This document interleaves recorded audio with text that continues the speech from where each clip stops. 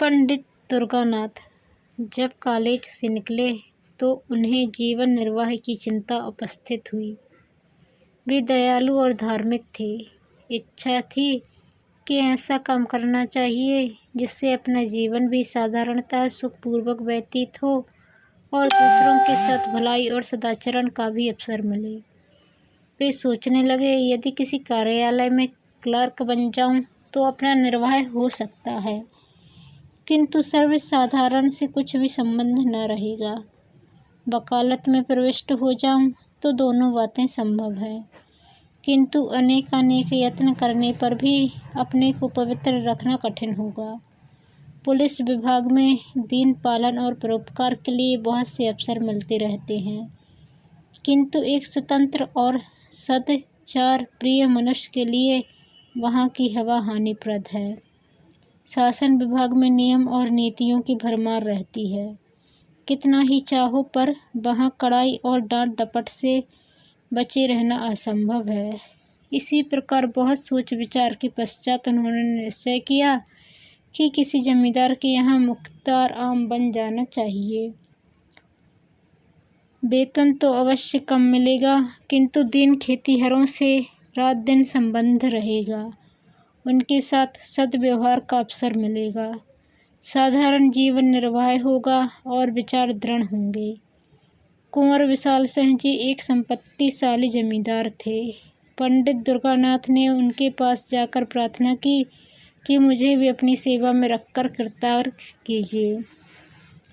कुंवर साहब ने इन्हें सिर से पैर तक देखा और कहा, पंडित जी, आपको अपने यहाँ रखने में मुझे बड़ी प्रसन्नता होती, किंतु आपके योग्य मेरे यहाँ कोई स्थान नहीं दिख पड़ता। दुर्गानाथ ने कहा, मेरे लिए किसी विशेष स्थान की आवश्यकता नहीं है। मैं हर एक काम कर सकता हूँ। वेतन आप जो कुछ प्रसन्नतापूर्वक देंगे मैं स्वीकार करूँगा। मैंने तो यह संकल्प कर लिया है कि सेवा किसी रईस के और किसी की नौकरी न करूँगा।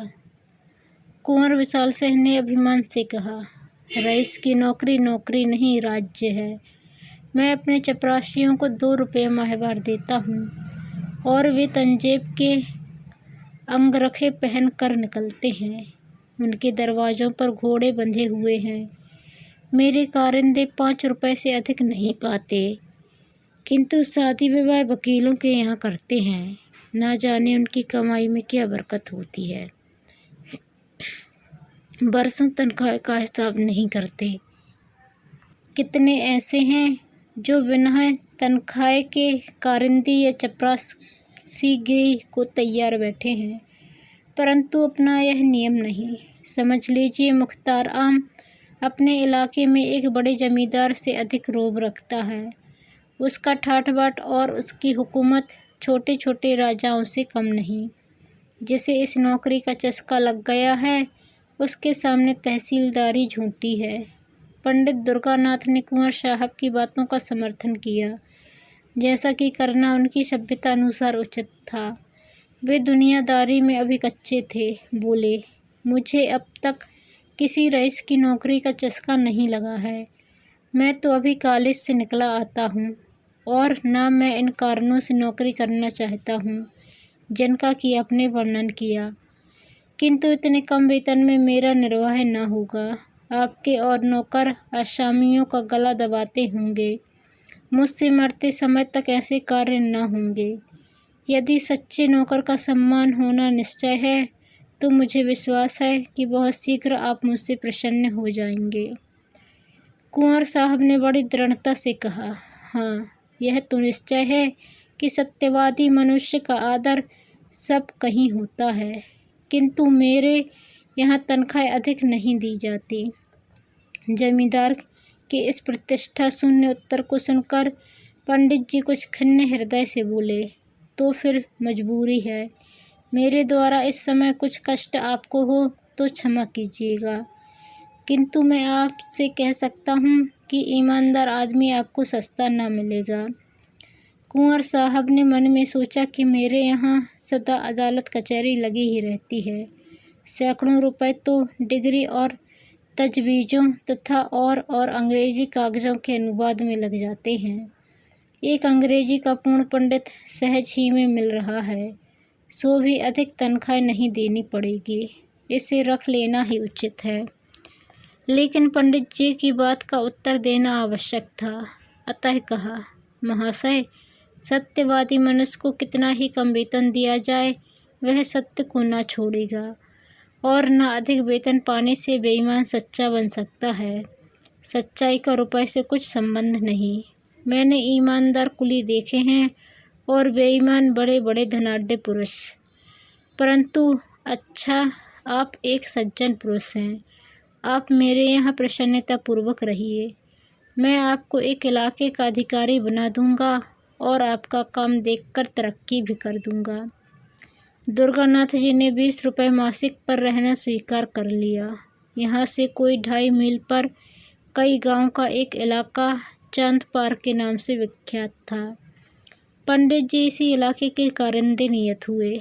पंडित दुर्गानाथ ने चांदपार के इलाके में पहुंचकर अपने निवास स्थान को देखा तो कुंवर साहब के कथन को बिल्कुल सत्य पाया।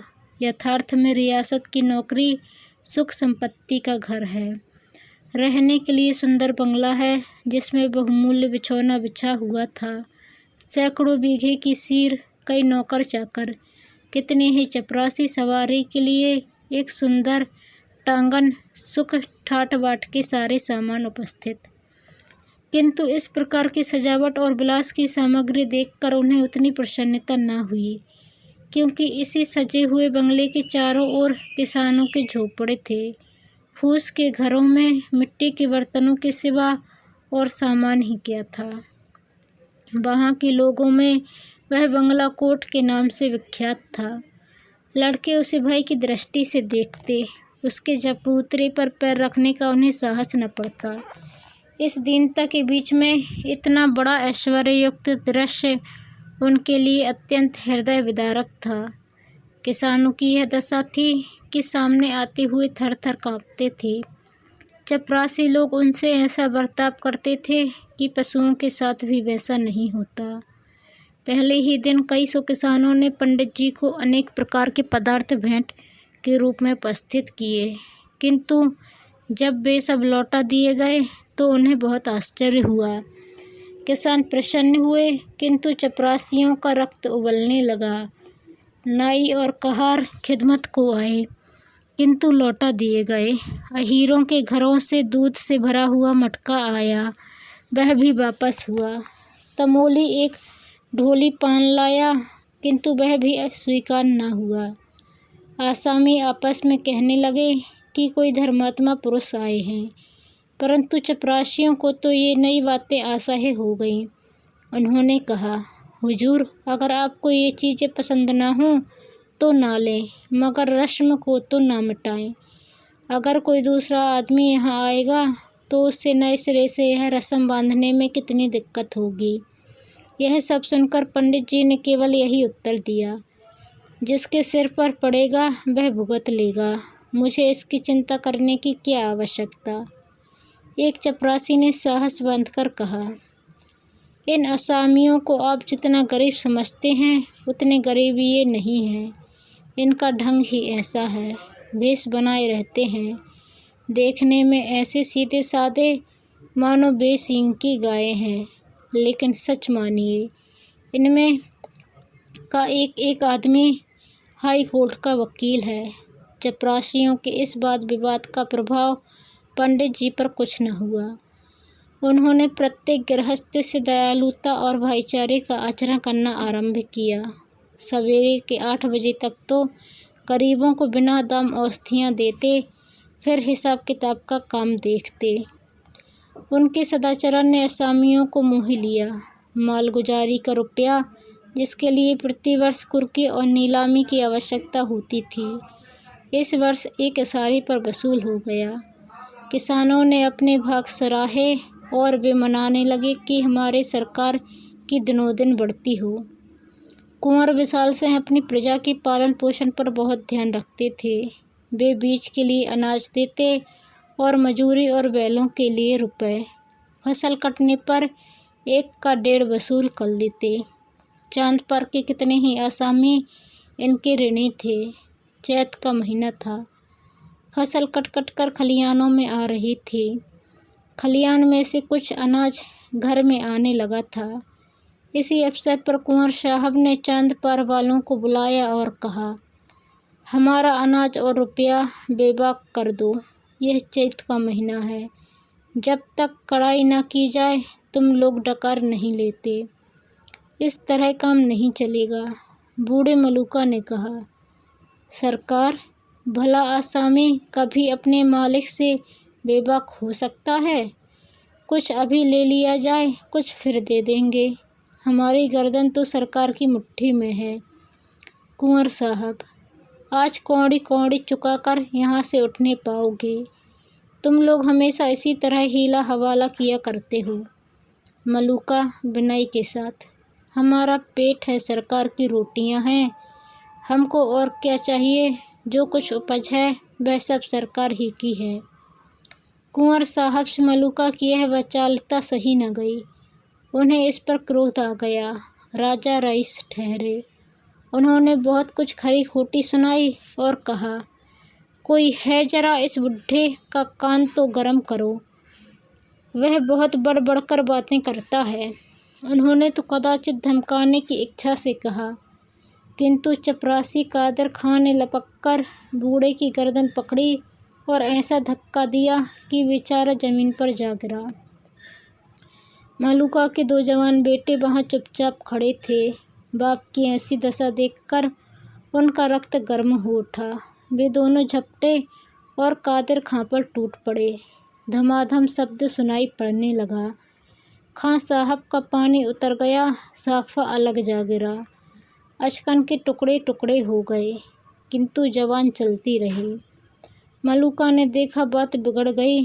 वह उठा और कादिर खां को छुड़ाकर अपने लड़कों को गालियां देने लगा। जब लड़कों ने उसी को डांटा तब दौड़कर कुंवर साहब के चरणों पर गिर पड़ा। पर बात यथार्थ में बिगड़ गई थी। बूढ़े के इस विनीत भाव का कुछ प्रभाव न हुआ। कुंवर साहब की आंखों से मानो आग के अंगारे निकल रहे थे। वे बोले, बेईमान, आंखों के सामने से दूर हो जा, नहीं तो तेरा खून पी जाऊंगा। बूढ़े के शरीर में रक्त तो अब वैसा न रहा था, किंतु कुछ गर्मी अवश्य थी। समझता था कि ये कुछ न्याय करेंगे, परंतु यह फटकार सुनकर बोला, सरकार, बुढ़ापे में आपके दरवाजे पर पानी उतर गया और तिस पर सरकार हम ही को डांटते हैं। कुंवर साहब ने कहा, तुम्हारी इज्जत अभी क्या उतरी है, अब उतरेगी। दोनों लड़के सारोस बोले, सरकार अपना रुपया लेंगे कि किसी की इज्जत लेंगे? कुंवर साहब ऐंठ कर, रुपया पीछे लेंगे, पहले देखेंगे कि तुम्हारी इज्जत कितनी है।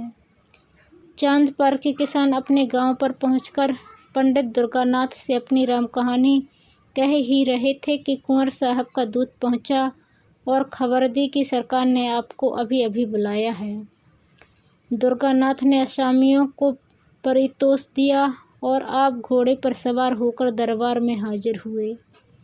कुंवर साहब की आंखें लाल थीं, मुख की आकृति भयंकर हो रही थी। कई मुख्तार और चपरासी बैठे हुए आग पर तेल डाल रहे थे। पंडित जी को देखते ही कुंवर साहब बोले, चांद पार वालों की हरकत आपने देखी? पंडित जी ने नम्र भाव से कहा, जी हाँ, सुनकर बहुत सुख हुआ। ये तो ऐसे सर्कस न थे। कुंवर साहब, यह सब आप ही के आगमन का फल है। आप अभी स्कूल के लड़के हैं। आप क्या जाने कि संसार में कैसे रहना होता है। यदि आपका बर्ताव असामियों के साथ ऐसा ही रहा तो फिर मैं जमींदारी कर चुका। यह सब आपकी करनी है। मैंने इसी दरवाजे पर असामियों को बांध बांध कर उल्टे लटका दिया है और किसी ने चूं तक न की। आज उनका यह साहस कि मेरे ही आदमी पर हाथ चलाएं। दुर्गानाथ कुछ दबते हुए, महाशय, इसमें मेरा क्या अपराध? मैंने तो जब से सुना है तभी से स्वयं सोच में पड़ा हूँ। कुंवर साहब, आपका अपराध नहीं तो किसका है? आप ही ने तो इनको सिर चढ़ाया, बेगार बंद कर दी। आप ही इनके साथ भाईचारे का बर्ताव करते हैं, उनके साथ हंसी मजाक करते हैं। ये छोटे आदमी इस बर्ताव की कद्र क्या जाने। किताबी बातें स्कूलों ही के लिए हैं, दुनिया के व्यवहार का कानून दूसरा है। अच्छा, जो हुआ सो हुआ। अब मैं चाहता हूँ कि इन बदमाशों को इस सरकसी का मज़ा चखाया जाए। आसामियों को आपने मालगुजारी की रसीदें तो नहीं दी हैं? दुर्गानाथ कुछ डरते हुए। जी नहीं, रसीदें तैयार हैं, लेकिन आपके हस्ताक्षरों की देर है। कुंवर साहब कुछ संतुष्ट होकर। यह बहुत अच्छा हुआ, शकुन अच्छे हैं। अब आप इन रसीदों को चिराग अली के सुपुर्द कीजिए। इन लोगों पर बकाया लगान की नालिश की जाएगी, फसल नीलाम कर लूँगा। जब भूखे मरेंगे तब सूझेगी। जो रुपया अब तक वसूल हो चुका है वह बीज और ऋण के खाते में चढ़ा लीजिए। आपको केवल यह गवाही देनी होगी कि यह रुपया मालगुजारी के मद में नहीं, कर्ज में वसूल हुआ है, बस। दुर्गानाथ चिंतित हो गए। सोचने लगे कि क्या यहाँ भी उसी आपत्ति का सामना करना पड़ेगा जिससे बचने के लिए इतने सोच विचार के बाद इस शांति कुटीर को ग्रहण किया था। क्या जानबूझकर इन गरीबों की गर्दन पर छुरी फेरूं इसलिए कि मेरी नौकरी बनी रहे? नहीं, यह मुझसे न होगा। बोले, क्या मेरी शहादत बिना काम न चलेगा? कुंवर साहब क्रोध से। क्या इतना कहने में भी आपको कोई उज्र है? दुर्गानाथ दुविधा में पड़े हुए। जी, यूँ तो मैंने आपका नमक खाया है। आपकी प्रत्येक आज्ञा का पालन करना मुझे उचित है, किंतु न्यायालय में मैंने गवाही नहीं दी है। संभव है यह कार्य मुझसे ना हो सके, अतः मुझे तो क्षमा ही कर दिया जाए। कुंवर साहब शासन के ढंग से। यह काम आपको करना पड़ेगा, इसमें हाँ नहीं की कोई आवश्यकता नहीं। आग आपने लगाई है, बुझाएगा कौन? दुर्गानाथ दृढ़ता के साथ। मैं झूठ कदापि नहीं बोल सकता और न इस प्रकार की शहादत दे सकता हूँ। कुंवर साहब कोमल शब्दों में। कृपा निधान, यह झूठ नहीं है। मैंने झूठ का व्यापार नहीं किया है। मैं यह नहीं कहता कि आप रुपए का वसूल होना अस्वीकार कर दीजिए। जब आसामी मेरे ऋणी हैं तो मुझे अधिकार है कि चाहे रुपया ऋण की मद में वसूल करूं या मालगुजारी की मद में। यदि इतनी सी बात को आप झूठ समझते हैं तो आपकी ज़बरदस्ती है। अभी आपने संसार देखा नहीं, ऐसी सच्चाई के लिए संसार में स्थान नहीं। आप मेरे यहाँ नौकरी कर रहे हैं, इस सेवक धर्म पर विचार कीजिए। आप शिक्षित और होनहार पुरुष हैं। अभी आपको संसार में बहुत दिन तक रहना है और बहुत काम करना है। अभी से आप यह धर्म और सत्यता धारण करेंगे तो अपने जीवन में आपको विपत्ति और निराशा के सिवा और कुछ प्राप्त न होगा। सत्यप्रियता अवश्य उत्तम वस्तु है, किंतु उसकी भी सीमा है। अति सर्वत्र वर्जित। अब अधिक सोच विचार की आवश्यकता नहीं।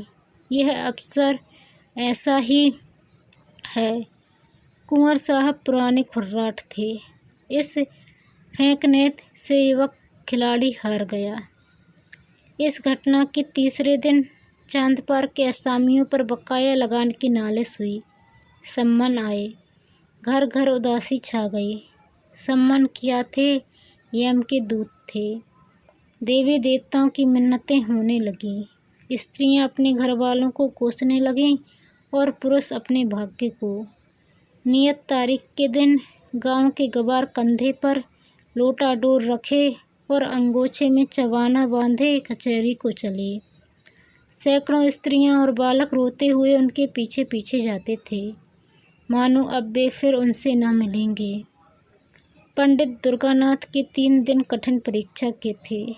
एक और कुंवर साहब की प्रभावशालिनी बातें दूसरी ओर किसानों की हाय हाय।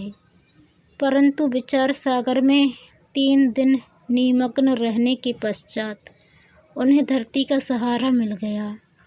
उनकी आत्मा ने कहा, यह पहली परीक्षा है, यदि इसमें अनुत्तीर्ण रहे तो फिर आत्मिक दुर्बलता ही हाथ रह जाएगी। निदान निश्चय हो गया कि मैं अपने लाभ के लिए इतने गरीबों को हानि न पहुंचाऊंगा। 10 बजे दिन का समय था। न्यायालय के सामने मेला सा लगा हुआ था, जहाँ तहाँ श्याम वस्त्र आच्छादित देवताओं की पूजा हो रही थी। चांद पर के किसान झुंड के झुंड एक पेड़ के नीचे आकर बैठे। उनसे कुछ दूर पर कुंवर साहब के मुख्तार आम सिपाहियों और गवाहों की भीड़ थी। ये लोग अत्यंत विनोद में थे। जिस प्रकार मछलियाँ पानी में पहुंचकर किलोलें करती हैं, उसी भांति ये लोग भी आनंद में चूर थे। कोई पान खा रहा था, कोई हलवाई की दुकान से पूरियों की पत्तल लिए चला आता था। उधर बेचारे किसान पेड़ के नीचे चुपचाप उदास बैठे थे कि आज न जाने क्या होगा, कौन आफत आएगी। भगवान का भरोसा है। मुकदमे की पेशी हुई। कुंवर साहब की ओर के गवाह गवाही देने लगे कि आसामी बड़े सर्कस हैं। जब लगान मांगा जाता है तो लड़ाई झगड़े पर तैयार हो जाते हैं। अब कि इन्होंने एक कोड़ी भी नहीं दी। कादिर खां ने रोकर अपने सिर की चोट दिखाई। सबसे पीछे पंडित दुर्गानाथ की पुकार हुई। उन्हीं के बयान पर निपटारा होना था। वकील साहब ने उन्हें खूब तोते की भांति पढ़ा रखा था, किंतु उनके मुख से पहला वाक्य निकला ही था कि मजिस्ट्रेट ने उनकी ओर तीव्र दृष्टि से देखा। वकील साहब बंगले झांकने लगे। मुख्तार आम ने उनकी ओर घूर कर देखा। अहलमद पेशगार आदि सबके सब उनकी ओर आश्चर्य की दृष्टि से देखने लगे। न्यायाधीश ने तीव्र स्वर से कहा, तुम जानते हो कि मजिस्ट्रेट के सामने खड़े हो? दुर्गानाथ दृढ़तापूर्वक, जी हाँ, भली भांति जानता हूँ। न्यायाधीश, तुम्हारे ऊपर असत्य भाषण का अभियोग लगाया जा सकता है। दुर्गानाथ, अवश्य, यदि मेरा कथन झूठा हो। वकील ने कहा, जान पड़ता है किसानों के दूध, घी और भेंट आदि ने यह काया पलट कर दी है। और न्यायाधीश की ओर सार्थक दृष्टि से देखा। दुर्गानाथ, आपको इन वस्तुओं का अधिक तजुर्बा होगा। मुझे तो अपनी रूखी रोटियां ही अधिक प्यारी हैं। न्यायाधीश, तो इन आसामियों ने सब रुपया बेबाक कर दिया है। जी हाँ, इनके जिम्मे लगान की एक कौड़ी भी बाकी नहीं है। न्यायाधीश, रसीदें क्यों नहीं दी? दुर्गानाथ, मेरे मालिक की आज्ञा। मजिस्ट्रेट ने नालिशें डिसमिस कर दी। कुंवर साहब को ज्यों ही इस पराजय की खबर मिली, उनके कोप की मात्रा सीमा से बाहर हो गई। उन्होंने पंडित दुर्गानाथ को सैकड़ों कुवाक्य कहे, नमक हराम, विश्वासघाती, दुष्ट। मैंने उसका कितना आदर किया, किंतु कुत्ते की पूंछ कहीं सीधी हो सकती है। अंत में विश्वासघात कर ही गया। यह अच्छा हुआ कि पंडित दुर्गानाथ मजिस्ट्रेट का फैसला सुनते ही मुख्तार आम को कुंजियाँ और कागज पत्र सुपुर्द कर चलते हुए, नहीं तो उन्हें इस कार्य के फल में कुछ दिन हल्दी और गुड़ पीने की आवश्यकता पड़ती। कुंवर साहब का लेन देन विशेष अधिक था। चांद पर बहुत बड़ा इलाका था। वहाँ के असामियों पर कई सौ रुपये बाकी थे। उन्हें विश्वास हो गया कि अब रुपया डूब जाएगा, वसूल होने की कोई आशा नहीं। इस पंडित ने असामियों को बिल्कुल बिगाड़ दिया। अब उन्हें मेरा क्या डर। अपने कारिंदों और मंत्रियों से सम्मति ली। उन्होंने भी यही कहा, अब वसूल होने की कोई सूरत नहीं। कागजात न्यायालय में पेश किए जाएं तो इनकम टैक्स लग जाएगा, किंतु रुपया वसूल होना कठिन है। उजरदारियाँ होगी। कहीं हिसाब में कोई भूल निकल आई तो रही सही साख भी जाती रहेगी। और दूसरे इलाकों का रुपया भी मारा जाएगा। दूसरे दिन कुंवर साहब पूजा पाठ से निश्चिंत हो अपने चौपाल में बैठे तो क्या देखते हैं कि चांद पर के आसामी झुंड के झुंड चले आ रहे हैं। उन्हें यह देखकर भय हुआ कि कहीं ये सब कुछ उपद्रव तो ना करेंगे, किंतु किसी के हाथ में एक छड़ी तक ना थी। मलूका आगे आगे आता था। उसने दूर ही से झुककर वंदना की। ठाकुर साहब को ऐसा आश्चर्य हुआ मानो वे कोई स्वप्न देख रहे हों। मलूका ने सामने आकर विनयपूर्वक कहा, सरकार, हम लोगों से जो कुछ भूल चूक हुई हो उसे क्षमा किया जाए। हम लोग सब हुजूर के चाकर हैं। सरकार ने हमको पाला पोसा है, अब भी हमारे ऊपर यही निगाह रहे। कुंवर साहब का उत्साह बढ़ा। समझे कि पंडित के चले जाने से इन सबों के होश ठिकाने हुए हैं। आज किसका सहारा लेंगे? उसी खुर्राट ने इन सबों को बहका दिया था। कड़क कर बोले, वे तुम्हारे सहायक पंडित कहाँ गए? वे आ जाते तो जरा उनकी खबर ली जाती। यह सुनकर मलूका की आंखों में आंसू भर आए। वह बोला, सरकार, उनको कुछ न कहें, वे आदमी नहीं देवता थे। जवानी की सौगंध है जो उन्होंने आपकी कोई निंदा की हो। वे बेचारे तो हम लोगों को बार बार समझाते थे कि देखो, मालिक से बिगाड़ करना अच्छी बात नहीं। हमसे कभी एक लोटा पानी के रवादार नहीं हुए। चलते चलते हमसे कह गए कि मालिक का जो कुछ तुम्हारे जिम्मे निकले चुका देना। आप हमारे मालिक हैं, हमने आपका बहुत खाया पिया है। अब हमारी यही विनती सरकार से है कि हमारा हिसाब किताब देखकर जो कुछ हमारे ऊपर निकले बताया जाए। हम एक एक कौड़ी चुका देंगे, तब पानी पिएंगे। कुंवर साहब प्रसन्न हो गए। इन्हीं रुपयों के लिए कई बार खेत कटवाने पड़े थे, कितनी बार घरों में आग लगवाई, अनेक बार मारपीट की, कैसे कैसे दंड दिए। आज ये सब आपसे आप सारा हिसाब किताब साफ करने आए हैं। यह क्या जादू है? मुख्तार आम साहब ने कागजात खोले और आसामियों ने अपनी अपनी पोटलियाँ, जिसके जिम्मे जितना निकला वे कान पूँछ हिलाए उतना द्रव्य सामने रख दिया। देखते देखते सामने रुपयों का ढेर लग गया। 600 रुपया बात की बात में वसूल हो गया। किसी के जिम्मे कुछ बाकी न रहा। यह सत्यता और न्याय की विजय थी। कठोरता और निर्दयता से जो काम कभी न हुआ वह धर्म और न्याय ने पूरा कर दिखाया। जब से ये लोग मुकदमा जीत आए तभी से उनको रुपया चुकाने की धुन सवार थी। पंडित जी को वे यथार्थ में देवता समझते थे। रुपया चुका देने के लिए उनकी विशेष आज्ञा थी। किसी ने बैल, किसी ने गहने बंधक रखे। यह सब कुछ सहन किया, परंतु पंडित जी की बात न टाली। कुंवर साहब के मन में पंडित जी के प्रति जो बुरे विचार थे सब मिट गए। उन्होंने सदा से कठोरता से काम लेना सीखा था। उन्हीं नियमों पर वे चलते थे।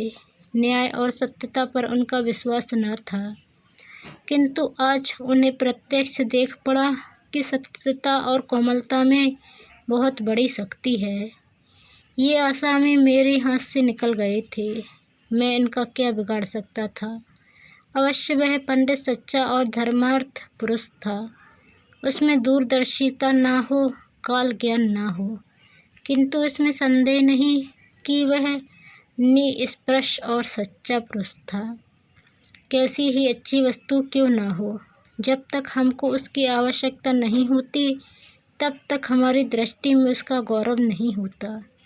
हरी धूप भी किसी समय असरफियों के मूल बिक जाती है। कुंवर साहब का काम एक निष्पक्ष मनुष्य के बिना नहीं रुक सकता था।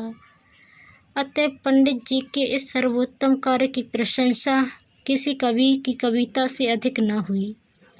चांद पार के आसामियों ने तो अपने मालिक को कभी किसी प्रकार का कष्ट न पहुंचाया, किंतु अन्य इलाके वाले आसामी उसी पुराने ढंग से चलते थे।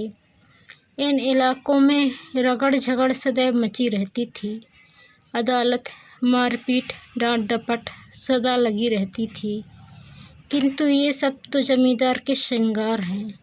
बिना इन सब बातों के जमींदार कैसी क्या दिन भर बैठे बैठे वे मक्खियाँ मारे। कुंवर साहब इसी प्रकार पुराने ढंग से अपना प्रबंध संभालते जाते थे। कई वर्ष व्यतीत हो गए। कुंवर साहब का कारोबार दिनों दिन चमकता ही गया। यद्यपि उन्होंने 5 लड़कियों के विवाह बड़ी धूमधाम के साथ किए, परंतु तिस पर भी उनकी बढ़ती में किसी प्रकार की कमी न हुई। हाँ, शारीरिक शक्तियाँ अवश्य कुछ कुछ ढीली पड़ती गईं। बड़ी भारी चिंता यही थी कि इतनी बड़ी संपत्ति और ऐश्वर्य को भोगने वाला कोई उत्पन्न न हुआ। भांजे भतीजे और नवासे इस रियासत पर दांत लगाए हुए थे। कुंवर साहब का मन अब इन सांसारिक झगड़ों से फिरता जाता था। आखिर यह रोना धोना किसके लिए। अब उनके जीवन नियम में एक परिवर्तन हुआ। द्वार पर कभी कभी साधु संत धूनी रमाए हुए देख पड़ते। स्वयं भगवत गीता और विष्णु सहस्त्र नाम पढ़ते थे। परलौकिक चिंता अब नित्य रहने लगी। परमात्मा की कृपा और साधु संतों के आशीर्वाद से बुढ़ापे में उनको एक लड़का पैदा हुआ। जीवन की आशाएं सफल हुईं, पर दुर्भाग्यवश पुत्र के जन्म ही से कुंवर साहब शारीरिक व्याधियों से ग्रस्त रहने लगे। सदा वैद्यों और डॉक्टरों का तांता लगा रहता था, लेकिन दवाओं का उल्टा प्रभाव पड़ता। ज्यों-त्यों करके उन्होंने 2.5 वर्ष बिताए। अंत में उनकी शक्तियों ने जवाब दे दिया। उन्हें मालूम हो गया कि अब संसार से नाता टूट जाएगा। अब चिंता ने और धर दबाया। यह सारा माल आसबाब, इतनी बड़ी संपत्ति किस पर छोड़ जाऊं। मन की इच्छाएं मन ही मन रह गईं। लड़के का विवाह भी न देख सका। उसकी तोतली बातें सुनने का भी सौभाग्य न हुआ। हाय, अब इस कलेजे के टुकड़े को किसे सौंपूं जो इसे अपना पुत्र समझे। लड़के की माँ स्त्री जाति ना कुछ जाने ना समझे। उससे कारोबार संभलना कठिन है। मुख्तार आम गुमास्ते कारिंदे कितने हैं, परंतु सब के सब स्वार्थी विश्वासघाती। एक भी ऐसा पुरुष नहीं जिस पर मेरा विश्वास जमे। कोर्ट ऑफ वार्ड्स के सुपुर्द करूं तो वहाँ भी बे ही सब आपत्तियाँ। कोई इधर दबाएगा, कोई उधर। अनाथ बालक को कौन पूछेगा। हाय, मैंने आदमी नहीं पहचाना। मुझे हीरा मिल गया था, मैंने उसे ठीकरा समझा। कैसा सच्चा, कैसा वीर दृढ़ प्रतिज्ञ पुरुष था। यदि वह कहीं मिल जाए तो इस अनाथ बालक के दिन फिर जाएं। उसके हृदय में करुणा है, दया है। वह अनाथ बालक पर तरस खाएगा। हाँ, क्या मुझे उसके दर्शन मिलेंगे। मैं उस देवता के चरण धोकर माथे पर चढ़ाता, आंसुओं से उसके चरण धोता। वही यदि हाथ लगाए तो यह मेरे डूबती नाव पार लगे। ठाकुर साहब की दशा दिन पर दिन बिगड़ती गई। अब अंतकाल आ पहुंचा। उन्हें पंडित दुर्गानाथ की रट लगी हुई थी। बच्चे का मुँह देखते और कलेजे से एक आह निकल जाती। बार बार पछताते और हाथ मलते। हाय, उस देवता को कहाँ पाऊँ जो कोई उसके दर्शन करा दे। आधी जायदाद उस पर न्यौछावर कर दूँ। प्यारे पंडित, मेरे अपराध क्षमा करो। मैं अंधा था, अज्ञानी था। अब मेरी बाहें पकड़ो, मुझे डूबने से बचाओ। इस अनाथ बालक पर तरस खाओ। हितार्थी और संबंधियों का समूह सामने खड़ा था। कुंवर साहब ने उनकी ओर अधखुली आंखों से देखा। सच्चा हितैषी कहीं दिख न पड़ा। सबके चेहरे पर स्वार्थ की झलक थी। निराशा से आंखें मूंद लीं। उनकी स्त्री फूट फूट कर रो रही थी। निदान उसे लज्जा त्यागनी पड़ी। वह रोती हुई पास जाकर बोली, प्राणनाथ, मुझे और इस असहाय बालक को किस पर छोड़े जाते हो। कुंवर साहब ने धीरे से कहा, पंडित दुर्गानाथ पर। वे जल्द आएंगे। उनसे कह देना कि मैंने सब कुछ उनको भेंट कर दिया। यह अंतिम वसीयत है। दोस्तों, यदि आप चैनल पर नए आए हैं तो प्लीज़ चैनल को सब्सक्राइब कर बेल आइकन को क्लिक कर लें, ताकि वीडियो अपलोड होते ही आपको नोटिफिकेशन मिल सके। और कहानी पसंद आने पर इसे लाइक और शेयर करना ना भूलें। धन्यवाद।